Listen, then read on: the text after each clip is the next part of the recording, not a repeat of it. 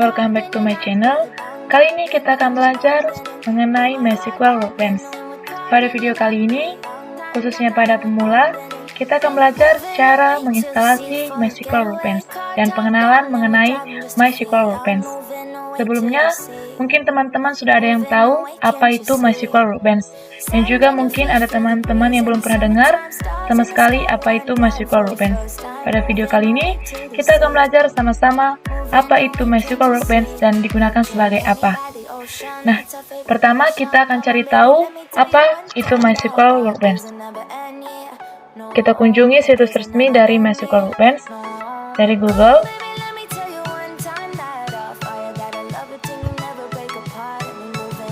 Langsung saja kita cari keyword dari MySQL Workbench. Nah, kita kunjungi situs yang pertama, MySQL Workbench.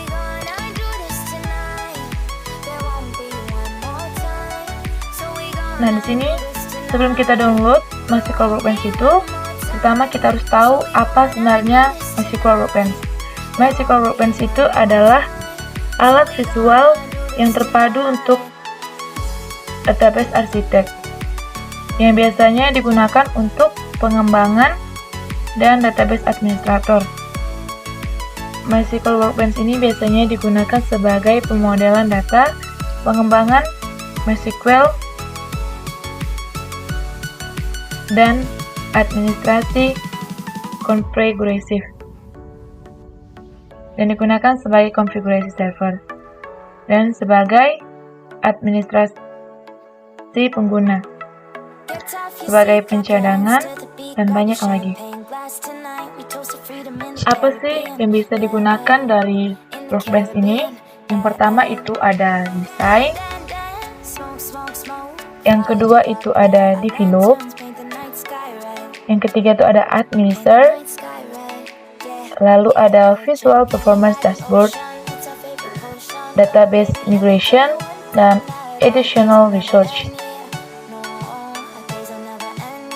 Nah, langsung saja untuk lebih dalam kita download saja aplikasi dari MySQL Workbench. Klik download now. Di sini pada kunjungan starter, di sini kita klik saja untuk melihat operasi dari sistemnya. Yang pertama itu ada Microsoft Windows, ada Ubuntu Linux, ada Red Hat Enterprise Linux or Oracle Linux, ada Fedora, ada macOS, ada SourceCode. Berhubung saya menggunakan Windows, jadi saya menggunakan Microsoft Windows. Langsung saja klik download.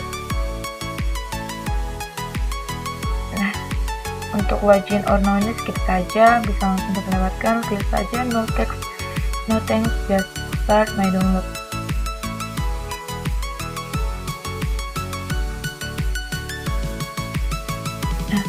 MySQL Workbench-nya sedang berproses untuk di-download, kita tunggu saja.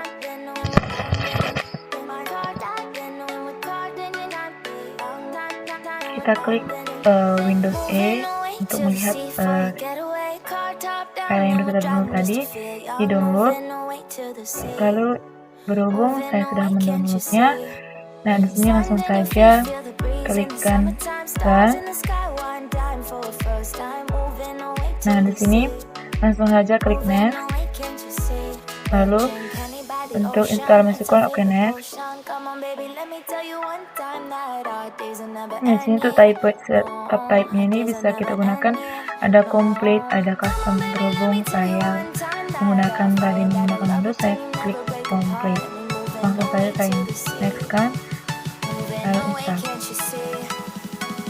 Oke, kita tunggu.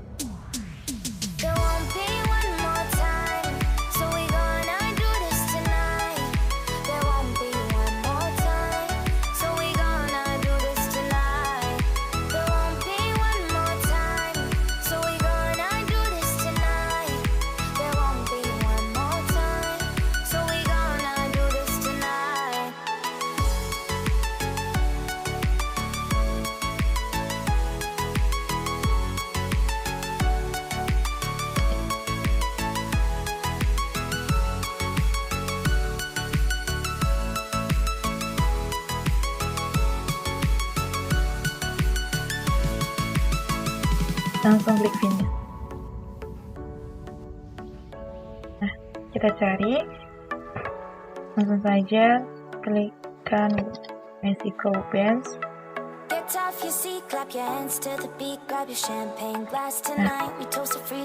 Welcome to MySQL Workbench. Pada MySQL ini, di sini kita ada langsung menuju ke MySQL Connection.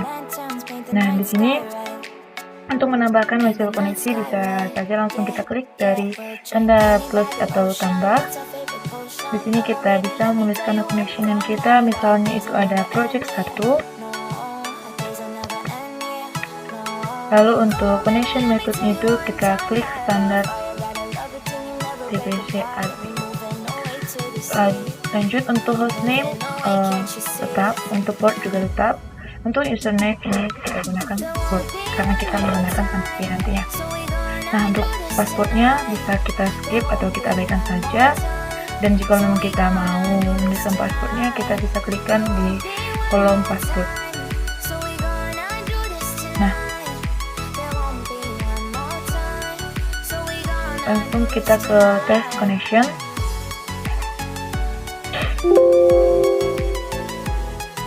Sebentar, kita ulangin.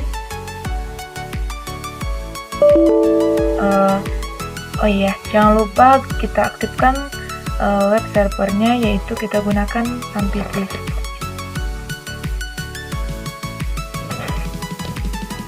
Kita aktifkan Apache dan MySQL-nya. Untuk toolbar-nya ini bisa kita close saja untuk mempercepat koneksi kita. Langsung saja ke test connection dan berhasil. Kita continue away dan successful made the connection, the MySQL connection. Klik OK. Lanjut saja klik OK. Nah, di sini sudah muncul MySQL connection itu project 1. Nah, jika di MySQL Workbench ini kita harus memahami tool apa saja yang tersedia atau bar apa saja yang tersedia pada MySQL Workbench. Yang pertama itu ada file, ada edit, ada view, ada database, ada tools, ada scripting, dan help. Nah, untuk lanjut apa saja yang ada di dalam MySQL Workbench ini kita klik. Sebelumnya kita harus tahu models ini digunakan sebagai apa. Nah, models ini digunakan untuk membuat skema database ataupun struktur dari database. Nah, klik saja tanda panah atau tanda plus. Nah, di sini sudah muncul from tampilan dari model MySQL. Kita bisa menambahkan project kita untuk membuat diagram. Misalnya kita klikkan add diagram. Nah, ini adalah tampilan untuk diagram. Nah, jika kita membuat yang add table, boleh ini klik add table. Ini untuk tabel, dan ada juga add view, add project, add view, dan add group, dan banyak lagi. Nah, pada tampilan dari model ini, di sini ada juga untuk sebagai membuat MySQL baru. Kita klik saja new dokumen jika memang ingin membuat yang baru. Lalu di sini juga ada menyimpan MySQL Workbench, lalu ada inspektor, lalu ada membuat skema, membuat tabel, dan lainnya. Lalu kita akan kembali ke menu home. Di sini ada tanda panah. Kita langsung saja klik apa saja isi dari MySQL Workbench. Nah, di sini ada migration technique. Migration ini digunakan untuk mencari target ataupun mereport dari suatu MySQL. Migration ini biasanya diartikan sebagai migrasi data untuk menyediakan solusi-solusi lengkap yang digunakan untuk migrasi ataupun menyalin dari database MySQL instance lainnya. Biasanya migrasi ini digunakan untuk ODBC yang berhubung ke database sumber. Biasanya kita menginstal atau mengkonfigurasi driver ODBC untuk database sumber. karena Workbench tidak menjadi pengemudi atau driver semacam itu untuk mengkoneksikan MySQL-nya dan bisa digunakan sebagai lainnya. Pastikan untuk sebelumnya kita harus tahu database sumber mana yang akan dibuat untuk memasukkan objek dan memasukkan data ke server MySQL Workbench.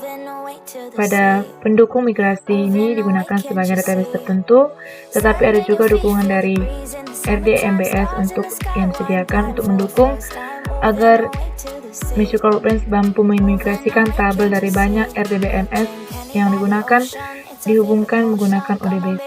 Meskipun itu, tetap terlakukan pembentukan type yang mungkin tidak akan dilakukan dengan benar. Mungkin adalah pemetaan manual yang disediakan untuk meninjau dan memperbaiki masalah dari migrasi tertentu.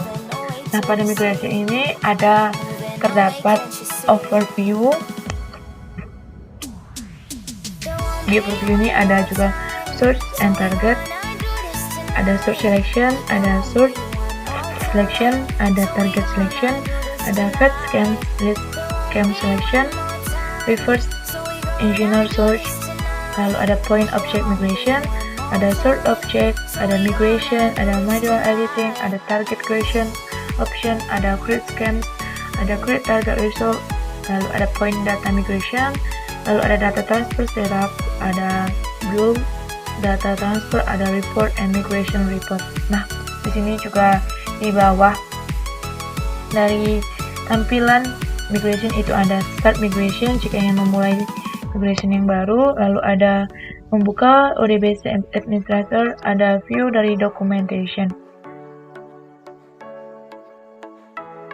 Kita kembali ke menu home. Di sini kita pilihkan MySQL Project 1. Continue anyway. Nah, di sini pada navigator project 1 ini ada scans yang sudah terhubung dari PHP MySQL saya yang sudah project saya yang sebelumnya sudah pernah saya gunakan. Di sini ada beberapa database seperti database jualanku, database akademik. Nah, untuk administratornya di sini ada manajemen.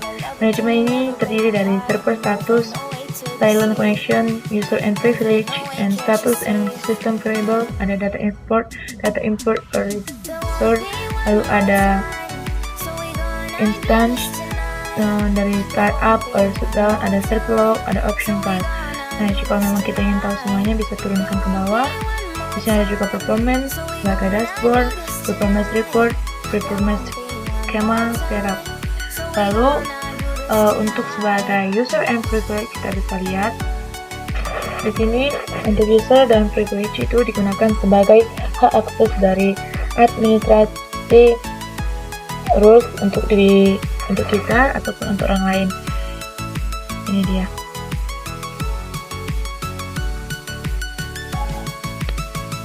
Nah, mungkin hanya sekian video pengenalan mengenai MySQL Workbench.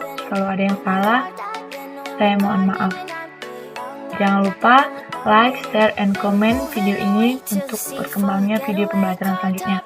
Saya ucapkan terima kasih. Bye-bye.